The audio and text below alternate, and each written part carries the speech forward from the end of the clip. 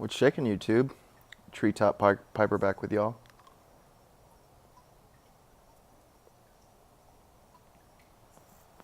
Smoking some Stonehaven out of my Peterson Meerschaum. And I tell you, this is this is the first bowl of Stonehaven I've had in like probably this week, actually. I was working most of the week and haven't really smoked a whole lot of pipes this week. I've smoked 3 or 4, maybe once a day. Last night I had some Dunbar, and this morning I finished that bowl of Dunbar and had a bowl of the Cardiff, courtesy of Scotch and Pipes, of course.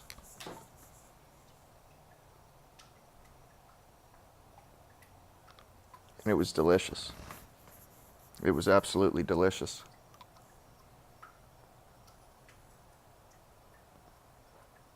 You know, I've just come to realize that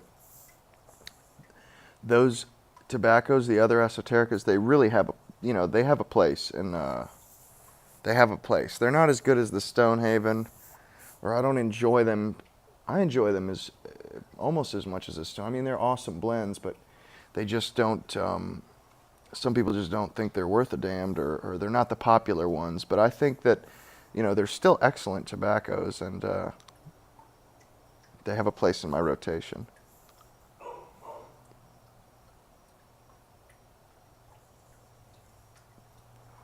And really, my rotation lately has been in order from most to least, I would say. Probably the small batch. Yeah, the small batch. Then maybe Penzance. Then Dunbar. Then Rich Dark Flake. Then Stonehaven, probably.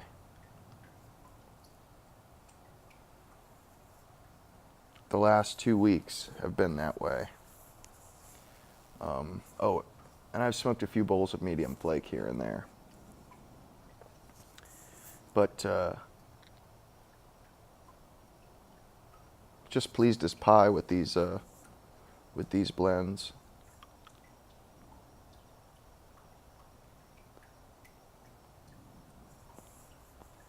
Especially that small batch. Good Lord, that stuff is just a killer Virginia blend. I just saw a guy selling them on eBay too. $25 a tin with $7 shipping. I'm like, Jesus, man. And he was saying that, they only made 2,400 and they all sold out within an hour. Well, that's not true. Smoking Pipes sold out within an hour. Pipes and Cigars had it for 2 days. So, this guy was full of shit, really and truly. And I was just thinking, geez, man, get them for $10 and then, turn around and make a quick 15, $20. I mean, and I do that sometimes with other blends, but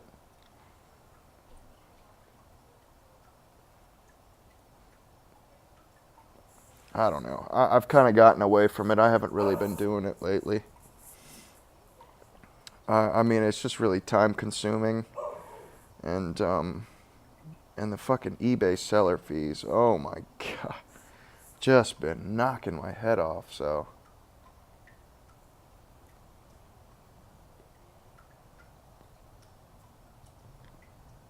And once you're on the hook with eBay, they got you because they have access to your account. They can withdraw money whenever they want.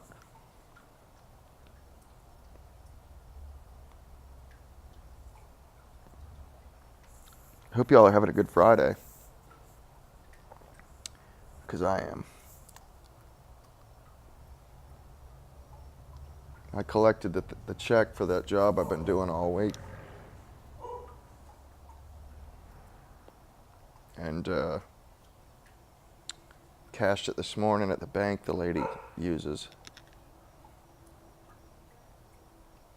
rather than depositing it in my account, because I needed access to some of it right off the bat. I had some prescriptions and stuff to get, and my bank, the check amount was too high. They wouldn't let me have access to it right off the bat, so I probably wouldn't have access to it till Monday or Tuesday if I had deposited it in my bank.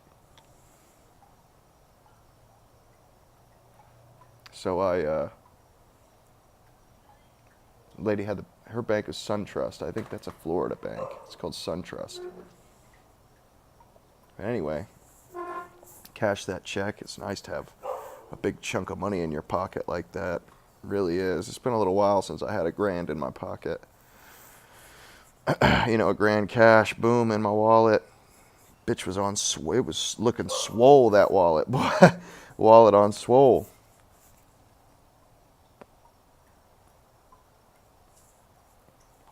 Went down to Costco, filled some prescriptions. My doctor has put me on some new medications.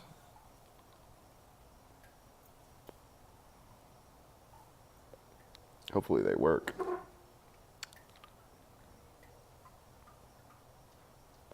But cashing the check and getting the prescription. Also, I found a online. There's a website called GoodRx.com, and they have discounts for almost all medications. And I was looking up pricings for these new medications that my doctor prescribed me. You know, I put in the medication name, you know, and price after it in the Google to see what it would cost me, because I don't have insurance. I pay out of my pocket for it. And I just wanted to make sure that I could afford these new prescriptions. And I stumbled across this GoodRx. They were giving me prices. So I looked at it, and on the side, they showed all the prices with their discounts. And I was like, whoa. You know, the medication that I get, that I've been getting for the last couple of years, has cost me about $140 for 60 pills.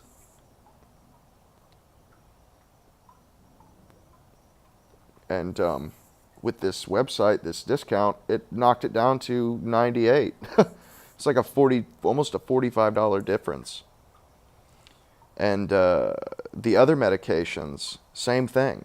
One medication, it cost me $8 for the 60 pills. Or wait a second, it's like $10. I'm getting 90, so it's like $10 for all 90. It's $8 for 60. Maybe it's 12 for 90. I'm not sure, but and the other medication he prescribed me was like $18 for 60. So it was really awesome, because this discount that I found was good enough to where I'm paying less than I was for all 3 medications right now. Or I'm paying less for these 3 medications than I was for the 1 medication last month because of the discounts. It actually comes out to less. Like I was paying $140, I think, every month for a prescription, and now I'm paying $135 for 3 prescriptions. So I'm in a really good mood because of that, actually.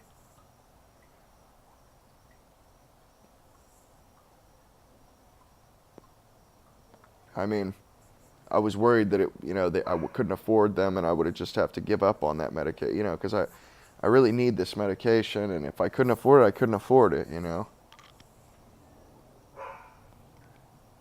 But it worked out great. Not only that, but it's like a coupon.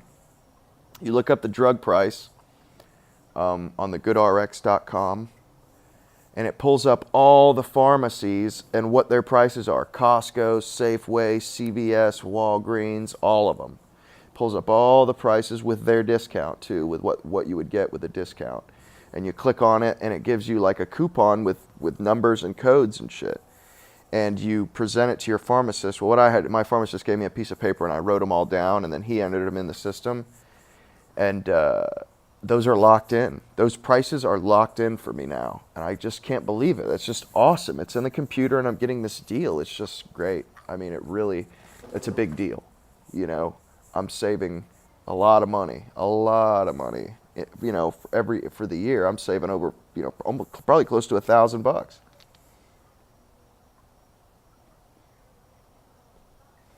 And I guess what it is insurance companies make contracts with pharmacies to get cheaper drugs for their insurees or their insurance holders. And in those contracts, it stipulates that the pharmacies also have to offer a similar discount to regular people that don't have insurance, that are self-pay. It's not as big of a discount, but it's similar. And that's what GoodRx does, is they go through and find these contracts and find the clause where it says, you know, what discount they give to regular people, and then they post it. They give you a discount code. I mean, it's amazing. And there's almost all medications are in it.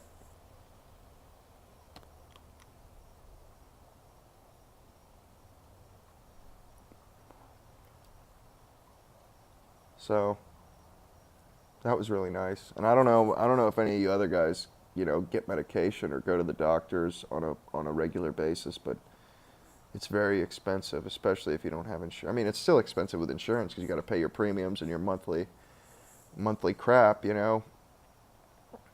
But it's expensive without it, especially. And you don't have a safety net.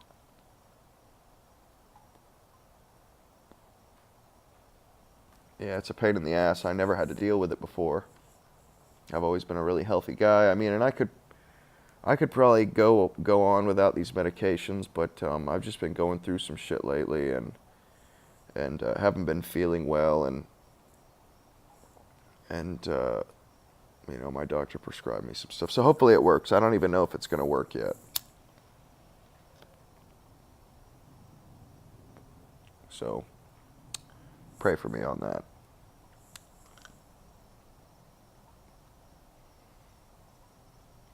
But yeah, it's been a good Friday. Cashed my check. Didn't get the job though. I went out and did an estimate. Didn't get it. Which is okay. But everything's gone really well today, so I'm hoping this continues through the weekend and next week as well.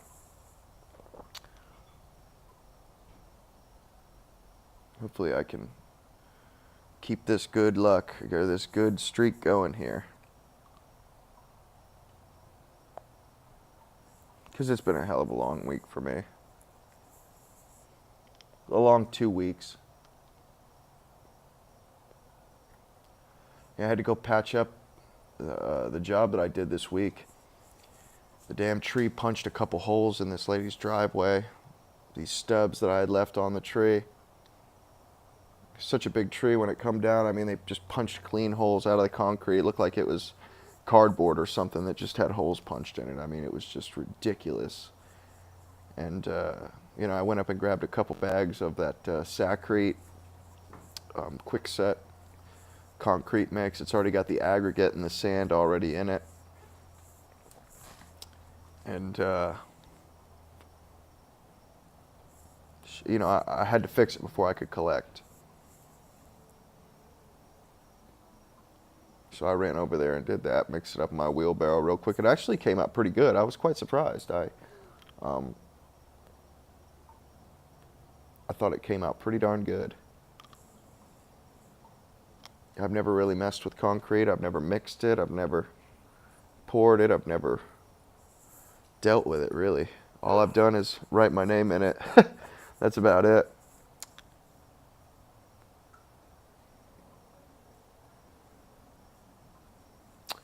But it was pretty cool. It wasn't expensive or anything. It was, you know, it was like $10, so it wasn't a big deal.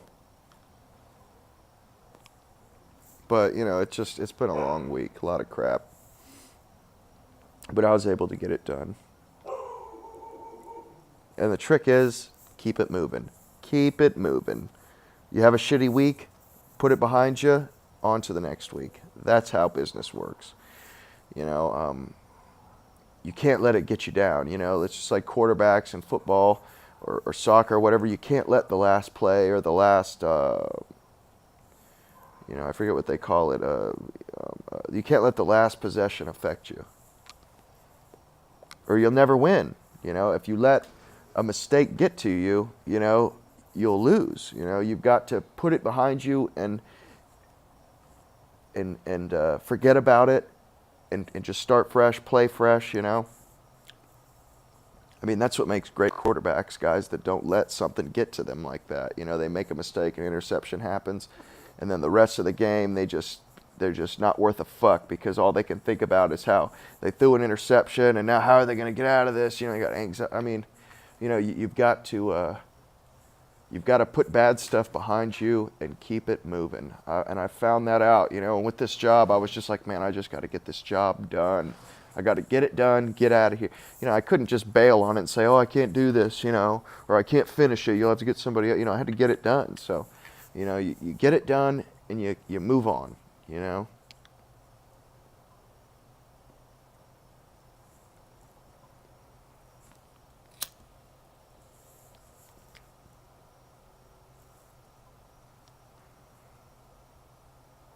So anyway, I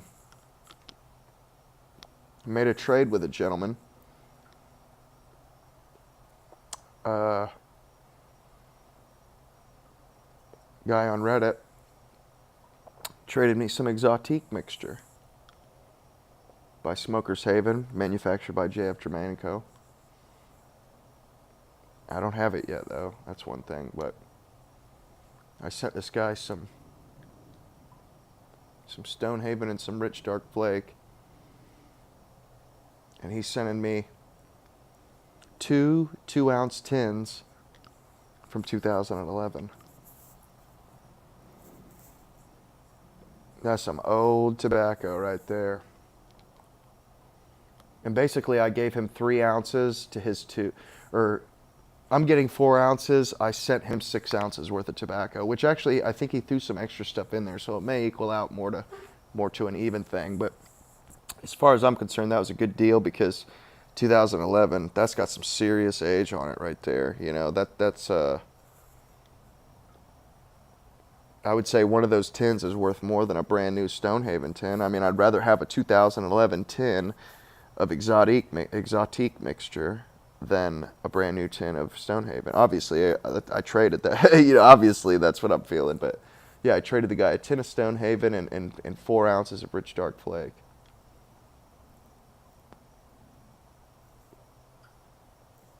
He was pleased as pie too. I guess he never tried Rich Dark Flake, and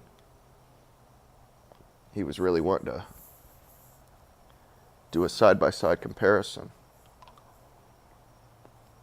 That's one thing that I really underestimated about that Rich Dark Flake. The trade value. When I bought it, I really didn't even know what the hell I was going to do with it. I didn't know if I was going to smoke it, try to sell it, or what. You know, I just bought it because I never had Stonehaven, you know, and I had some Rich Dark Flake. It was awesome, you know, and I bought it knowing that regardless what I do with it, it will have been worth it. I mean, even if I just left it in my cellar for 2-3 years, it would be worth it, you know, to come back to that. Even if I didn't do anything with it, it would have been worth paying the money to get it. Regardless, you know, I'd have it. But I didn't realize what the trade value was going to be like. But because it's so scarce here and you can't get it here, I mean, nobody has it. So when somebody has something good, or you know, these old school smokers are the guys that have awesome cellars. They don't have Rich Dark Flake typically, but they have awesome stuff. And I've noticed that, you know, even if they have the best of the best, they'll trade me that best of the best for my Rich Dark Flake. You know, they're willing to trade really good stuff for some Rich Dark Flake to give it a shot, and I just did not foresee that. I thought it was going to be a, you know, good trade value, maybe like a tin of Penzance has a good trade value, you know, a tin of Stonehaven has a good trade value. You could pretty much get any other tin for one of those tins. Well, I didn't realize that it was going to be the same way with the Rich Dark, or that it was going to be even better than the Rich Dark Flake, because nobody can get that. You can get Stonehaven here. Although the fact that the Rich Dark Flake is loose, it's not sealed in a tin or in a pouch, that does have a little bit of an effect on it, but it's just, it has turned out to be such a boon for me. You know, it's just enriching my cellar, it's enlarging my cellar. And, you know, I'm at the point now where I have a decent sized cellar, but you know, I don't have as much variation in my tobaccos as I would like.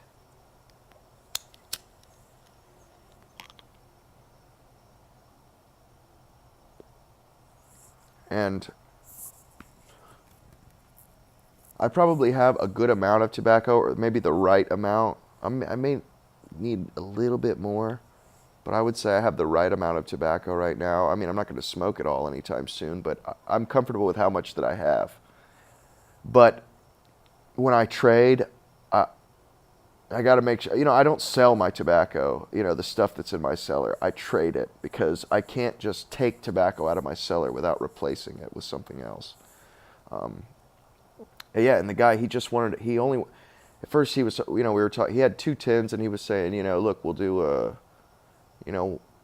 tin of Stonehaven and an ounce of Rich Dark Flake for a tin of Exotique, and that he would like to buy 3 more ounces. Well, I said, look, man, no. I said, I'm down to trade you, I'm down to give you the 4 ounces.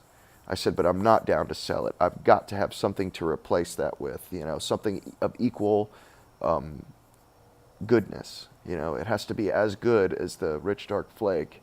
I don't need to replace it exactly ounce for ounce, but, it's got to be damn pretty close. And it was like, I traded 4 ounces I traded 6 ounces and got 4 ounces back. And as far as I'm concerned, it was a good trade.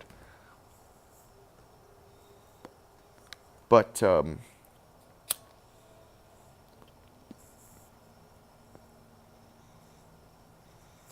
tell you what's happening is I'm starting to really settle into my pipe smoking hobby. I'm settling in. I'm not just passing through as I had been years ago and was possibly even a month ago.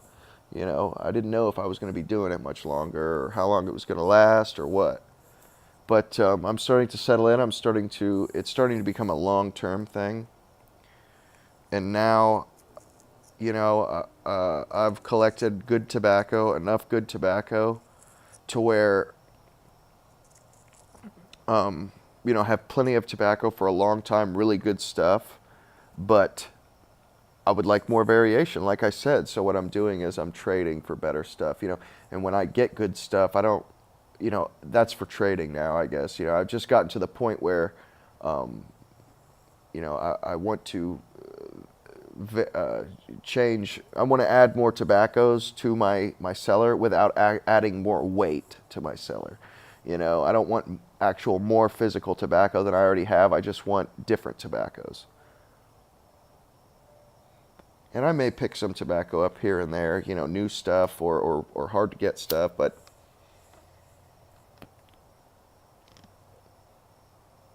on the whole TAD, the tobacco acquisition disorder, that's over with for me.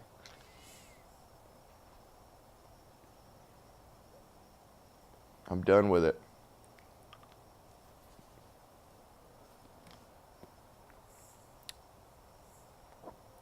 Really enjoying the smoke here. Something that, man, these Peterson pipes, or at least this one, this is the only one I've ever smoked, but this frickin' pipe, man, it just won't quit. It's just a beast. I mean, I could smoke out of it all day long. Literally, I could smoke 5 bowls out of this bad boy, and it would just keep on trucking. No gurgling, no nastiness. It just keeps on trucking. It's a system pipe. It has the reservoir, and that's a big deal, I think. I mean, it never gurgles. Always smokes great. I mean, and I could take a lot, it has the charred top, that they, brand new, this had a charred top. They do that when they manufacture it. So, I could light it with whatever I want, a Bic, a match, whatever. I don't have to worry about, charring the bowl or the rim or darkening the rim. It's just an awesome pipe. I love it.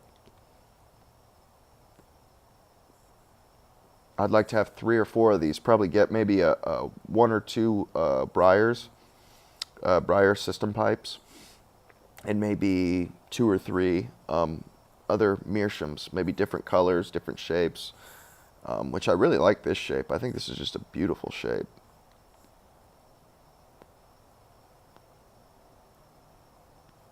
But I'd like a few others, no doubt.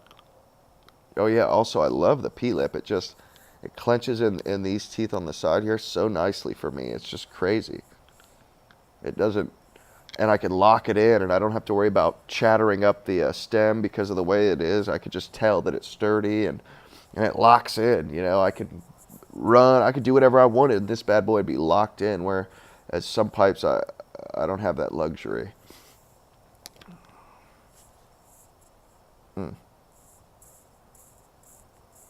See what I mean?